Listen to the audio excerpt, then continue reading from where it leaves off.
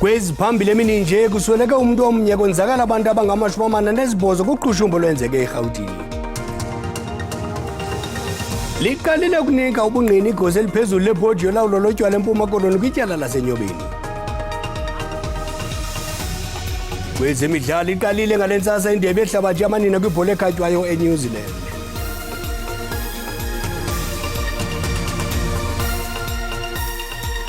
Inkosi Mazole, isicaka sithambile, sithi nxatsho ke nakuni babukeli bethu kwijelo iDDT, singaphosisanga amaseko basikawuleswa rhuqa.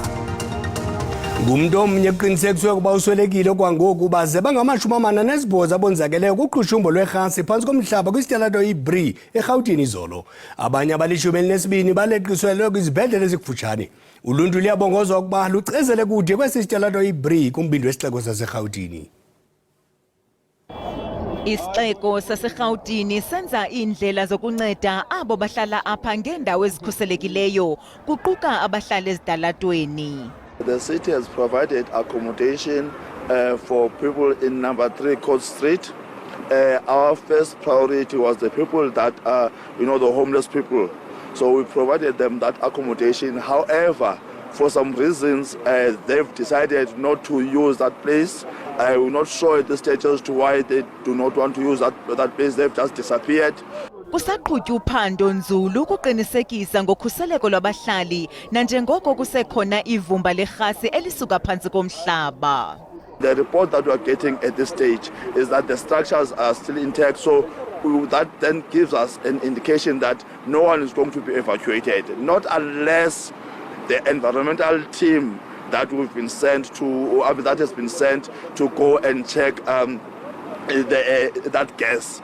If they come up with a report that says, no, this gas is dangerous, people must be evacuated, then only then that will be triggered and then we'll respond accordingly.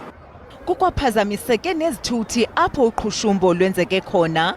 Omnye oneshishini kwesi sitalato usenomfanekiso ngqondweni wokuthe kwenzeka. I thought South Africa is falling down because the way it's happened, if you are here, you wouldn't even think we're going to survive it. But to God be the glory. We survived everything yesterday. We managed to live here peacefully without injuries and all this stuff. Ezinye zezithuthi zisekule ndawo kuba kusaqhutywa uphando. Amapolisa azama iindlela zokunceda abahlala apha ngokhuseleko lwabo. Kulindeleke nokuba kube khona neendawo zokuhlala zethutyana kwilinge lokunceda abo bachaphazelekileyo. Bekusavakaliswe ngabantu abonzakeleyo abaqikelelwa kuma-48 ngelixa kukhona abaleqiselwe kwizibhedlele ezikufutshane nomntu omnye othe wasutywa kukufa. Uphando malunga nale nyewe lusaqhubeka. Umanejala ophezulu onoxanduva lokukhupha ilayisenisi kwibhodi yolawulo lotywala eMpuma Koloni uqalise ukunika ubungqina kwinkundla kamantyi yaseMonti ngokuthengiswa kotywala kubantwana kwindawo yentselo eNyobeni. uPhumlani Tyali uxelele inkundla ukuba abanini beNyobeni eScenery Park bafeda ukuhambiselana nomthetho ongentengiso yobhelu lomsele. Utyali uthi lityala ukuthengisela nokuvumela abantwana kwindawo yentselo ngokwalo mthetho. Woleke ngelithi imimiselo nemiqathango yelayisenisi iyacaciswa kubanikazi ngolwimi lwabo qho xa ihlaziywa. Umthetho uthi nokuba umnikazi wendawo yentselo angachonga amanejala axhuzule imikhala xa engekho, kodwa uza kuthwaliswa uxanduva nangaluphina ulwaphulo-mthetho olunokwenzeka kwindawo yakhe yokuzitshiza. Umtsholo wesibini kwelityala uVuyokazi Ndevu waba nelayisenisi yenyembezi zikaVictoria ukuqala ngo-2012 ihlaziywa nyaka nanyaka. Utyali lingqina lesibini lelikhabhodi ukunika ubungqina. Nyakenye kwabhubha abantu abaselula abangama-20 kule ndawo yentselo. Ityala lona lisaqhuba. Ukuchotshelwa kwemicimbi yezomthetho kwindawo ekumiswa kuyo imoto kwinkundla kamantyi yaseRhaleshiwe eKimberley kukunyhashwa kwamalungelo oluntu. Ukukuthethwe ikomishoni kamakulinganwe ngokwesini. Abahlala badikweyo kosa nabarhuqukileyo bashiyeke bembanguza engqeleni eqhaqhazelisa amazinyo ngapha kwemigubasi yenkundla. Esi sakhiwo sivalwe kwiveki epheleyo lisebe lezabasebenzi nemisebenzi ngelithi singadilika nanini na. abahlala banethamsanqa amatyala abo achotshelwa kule ntente logama amanye ethunyelwa kwisikhululo samapolisa esekuhlaleni. I want answers. I want them to tell me where to go to from here, because they say the court doesn't operate. You see, but you don't tell us why. The reasons. They are calling names now, where to. What about the people, all of us who are still standing, waiting for them to tell us what to do? We are worried about the safety of dockets. We are in an open space, we are under trees. We are worried about how safe it is for these dockets to be kept on the tables and sitting when the wind is blowing. Some of the other concerns is the safety of the victims, the clients coming here to this court to access services, in particular gender-based violence clients. Ikomishoni kamaklingwane ngokwesini ekugxeke okunjengokunyashwa kwamalungelo oluntu. And we find that this is completely unacceptable. We will be going back to the Department of Justice to come and address the issue as a matter of urgency. For instance, this place is not accessible to persons with disabilities. The toilets use staircases just for people to be able to do the natural things that human beings do. It is absolutely cold today. There's no reasonable and adequate accommodation for persons who are coming here. Igunya abantu lezotshutshiso lithi zenziwe inzame zokuba angahlehliswa kakhulu amatyala ngenxa lemeko. Yeah, no, we understand and we do apologize, even though it's beyond our hands. We do apologize. Hence, if you saw last week already, temporary structures had been put outside the court, whereby we were using gazebos to ensure that the court processes continue. Isebe lezobulungisa lithe liza kuphefumla ngalomba kungentsuku zatywala. Kwalapha ezindabeni uyichaze njengedolobha enembali yokulibaleka indawo yaseColchester uGqeberha usodolobha womasipala uMbaka Nelson Mandela Bay. Kodwa kuqala masithuma umntwana evenkileni.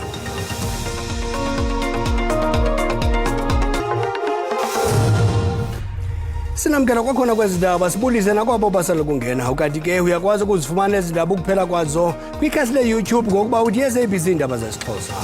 Inqaku lokuqala sithe usweleke umuntu baze bangama48 abonzakele kuqhushumbo lwerhasi phantsi komhlaba kwisitalato iBree eRhawutini izolo. Abanye abali12 baleqiselwe kwizibhedlele ezikufutshane. Uluntu luyabongozwa ukuba lungasondeli kwesi sitalato nesikumbindi wesixeko saseRhawutini. Usodolophu womasipala uMbaka Nelson Mandela Bay umnumzana Gary van Niekerk uyichaze indawo yaseColchester iGqeberha njengenembali yokulibaleka. Usodolophu bekhokela iphulo lokucoca njengenxalenye yenyanga yokukhumbula uba uMadiba. Umasipala uthi maninzi amaphulo zakubandakanya le dolophu kwinzame zokuba inikwe ingqwalasela ngumasipala. Abahlali balengingqi bathi bangamakheswa, abanambane, akukho magumbi angasese kwaye baswela ingqesho. Le ngingqi ayinawo namaziko okuphuhlisa abantwana abasebancinane. Babizela nje ukuba umasipala akhawulelane nezona zidingo zabo nezililungelo labo. Asina i-electricity ayinida phaya kakhulu. Ngoba kaloku sina abantwana abancinci abasandozalwa abanedi light into abana makube kanti kumhlophe ngalo lonke ixesha. Umntana akwazi umvula umntana ayongena etoilet yedwa. Funeka ube liliso apha kuye. Umgadi ngalo lonke ixesha. Siyafuna uphangela, asiphangeli, sihlela belokishini. Besiphila ila krishi ya iphelileyo ngoku nayo umsebenzi. Noko ngaphambili ndandike ndazama ubaqeqesha for ibhola. Usodolophu womasipala uMbaka Nelson Mandela Bay uvumile ukuba le ngingqi ilibalekile. Historically, Colchester has been the forgotten community of the Nelson Mandela Bay municipality, and we're trying to change that narrative. Our mantra is that the change is going to come. Sele ilithuba beqhankqalaza abahlali bale ngingqi bekwabongoza umasipala ukuba aqinisekise ukuba kukho amanzi awoneleyo. Kwiindaba ze-SABC ndingu-Andangqonji eColchester. Usikelela Malawi wasemdantsane eMonti wasungula inkampani engenza inzuzo ngo-2021 nekhuthaza isiXhosa ize iphise ngepads kwizikole ezisaphudla eMpuma Koloni. Ngoku usiqhagamshelana ngqo nelityendyanya liseze ngobuso elizweni ngobuxhakaxhaka bale mihla iZoom. Masikwamkele icizama ezindabeni emini nje. Uneminyaka engama-22 ubudala, ingaba yintoni yakhuthaza ukuba usungule inkampani yakho ebizwa ulwimi lwenkobe? Ndibulise kuwe Bhele estudio, ndibulise kubaphulaphuli bonke ababukeleyo indaba zesiXhosa namhlanje. Bhele into endinoyitsho nje ngingabanga mde. Eyona nto ingamandla apha ekukhuleni kwam, ndikhule ndingumntu osithandayo isiXhosa kakhulu. Ndikhule ndingumntu oyithandayo isiXhosa nothandayo inkcubeko yobuXhosa, kodwa ndithe apha ekuhambeni kwexesha ngokuhlabela mgama kwezinto ndaqaphela uba isiXhosa esi senziwe isiduli saseTabasi. Akho nto umntu ujonge into esiXhoseni. Kubonakala ngathi xa ungumXhosa ontsokothileyo noyangamandla apha esiXhoseni akho apho unoya khona. Kufuneka ube kanti usebenzisa isiNgesi esi ukuze ube ngumntu ebantwini. Ndabona uba kungakuhle uba ke nditsalele ntonga isemgqubeni, ndikhe abahlali aba ndibagqebhe elingophiyo, ndiveze lo mba uba isiXhosa esi singakhona into enothi iphume apha kuso, kungakhona into enkulu enothi vele ebahlalini, kwaye zikhona nezinto ezininzi ezinotyisa abafundi bethu njengoba ngababhali beencwadi zesiXhosa, ababhali bemibongo yesiXhosa nezinye nje izinto endingazibalulanga. Ndabona kunjalo ke mhlekazi ukuba isiXhosa esi ndingaveza le nkampani ibizwa ngokuba lulwimi lenkobe SBM ezawuthi iphuhlise isiXhosa esi kwiphondo lethu elijikelele, size sivuselele nolusana lufileyo kumaXhosa akhoyo emhlabeni. Khawutsho mfondini, uqhuba nezifundo zoshishino eUNISA, ingaba kukhona ukungqamana okubonayo phakathi kwezoshishino nesiXhosa ezosithandayo okanye isikhuthazayo? Mhlekazi wami, uninzi lwabantu apha eMzantsi Afrika luzifaka engxakini yezimali kuba bengayiqondi kakuhle into abayenzayo. Ulwimi lenkobe olu nangona lugxile nje apha kulwimi lwesiXhosa, kodwa siyabafundisa abafundi aba ngezakhono ebanothi bazithathe, amakhondo abanothi bawathathe ezikolweni kwaye bawalandele.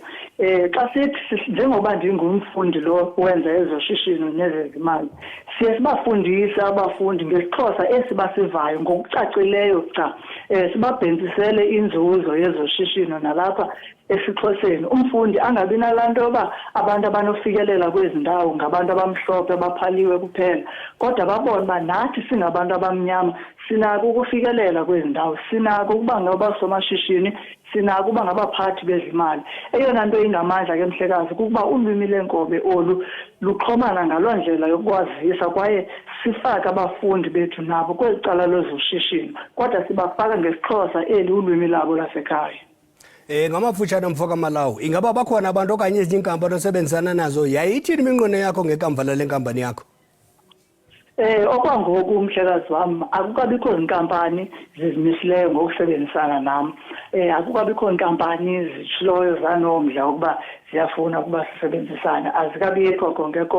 Kodwa ndimane nje ndibhalela kuzo, ndicela oko noko ukuxhasa inkqubo le, kodwa ngelivakalayo azikho mhlekazi. Ezona njongo zam ke zingamandla kukubona uMzantsi Afrika uphuhla kakhulu apha esiXhoseni, kukubona isiXhosa ilolona lwimi lugqwesayo nolubalaseleyo apha kubafundi. Sithi noba sihamba ekuhlaleni siphila nje gabalala, sibona abantu abangamaXhosa bephumelela kakhulu kwaye bephuhla kumhlaba lona jikelele, bephuhla begqwesile ngesiXhosa sabo kodwa bengagqwesanga ngezinye ulwimi okanye bephakamisa ezinye iintlanga. Masibabe ngazo zozibini kwesikelela mfoka Malawi, yena ke siqhagamshelana naye ngqo ngomnxeba eseMonti. Ngoku masithi tsixa ngapha kwemida yelinga amagqaba nje ezehlabathi. Uqhamke ubundlobongela eLima xa iqela labaqhankqalazi lingquzulana namapolisa ajongene nobundlobongela. Abaqhankqalazi banyevulela urhulumente bephakamisele phezulu amaxwebhu atyhola umongameli Bolwathe namahlakani akhe kokugxotha nokuvalela uPedro Castillo weqela eliphikisayo. Sekusweleke abantu bayi-67 kule nquleqhu. kamawaka ngama-24 abakwasidlodla bachophe phezu kwezithende ukusiphula nengqambu lwamfila lobundlobongela.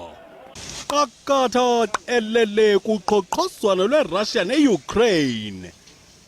Amagosa ohlangulo asiziquququ ezingela amaxhoba esiqhushumbhisa esibhodla umlilo nesithunyelwe ngumkhosi waseRussia sadlakaza i-Odessa ekumazantsi e-Ukraine. Sigada eMelika amaphaphu aphezulu kubangqakazi emva kokuba bejinkiselwa ngenqatha le-1 billion US dollars ye-Powerball efikelele kweli zinga ityeli lesithathu kwimbali yalo mdlalo. Amasabekwelangeni umphokoqo unexhala. Xa siqwela ingqokoqo abalandeli benqwele yamanqindi ejujutsu kwimidlalo kamabonakude uBruce Lee bangungelene kumfanekiso oqingqiweyo ukhumbula iminyaka engama-50 emva kokusweleka kwakhe eneminyaka eyi-32 qha qwaba. Kodwa umqela wakhe ulandelwa zizigidi kwihlabathi liphela. We have to remember him and we have to tell to the new generation about him and we have to carry on his spirits. Belinganisa bunconinyo beliqala kumlo wekarati. Arigato gozaimashita os.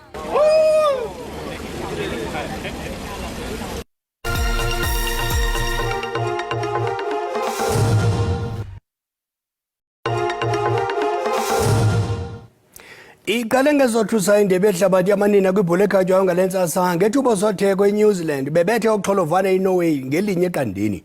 Uganda amaqobokazana asekhaya ibanyana lungiselela umdlalo wawo wokuvula neSweden eWellington ngecawa.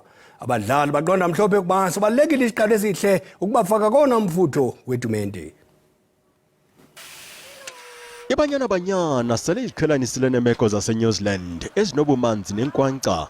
ISweden ethe ngcu kwindawo yesithathu kwihlabathi noMzantsi Afrika kwindawo yama-54 54 agqibela ukuqubisana ngoJanuwari ka-2019 kumdlalo wocweyo owaphela ngeqanda macala. Definitely, I think it was great preparation. Also keeping in mind that we were preparing for Sweden at the end of the day. I think we came out, on the better side. And I think we're just going to take that energy and put it into our first game.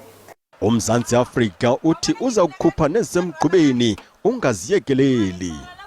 I think at the end of the day, we need to just not be scared. We need to have the confidence and we need to show off our skills. We're capable, it's our second time at the World Cup. So I think we just need to be fearless and just do our thing. Ibanyana ithi muku ityeli lesibini izihlandlu zilandelelana kwindebe yehlabathi. Yaye amava iyawachola eFrance ngo-2019 aza kuba lulutho kulo mjikelo. I think 2019 was a long time now. It's, I think, 4 years ago. Any team would have improved by now. I think they are also expecting a different game from us, a different team, a much improved team from what we were before. ISweden nebanyana zisimasemsitho lwamkelo ngokudibeneyo ukufika kwazo eNew Zealand zisapelana ngengoma nemidaniso. Kodwa ebaleni izophela yonke lo mana xa lamaqela egagana kumdlalo wawo wamazibulo oqala ngentsimbi yesixhenxe ngentseni yangecawe ngokwamaxesha elilo Mzantsi Afrika. Umbengo mthiya ucima umlilo sihlangabezene sibuya nezinkulu ngentsimbi yesixhenxe ngokuhlwa. Ukanti ke amaqondo emozulu ayalandela emzuzwini ndehlile kulamaza. Matholo nyonga ndekudlela.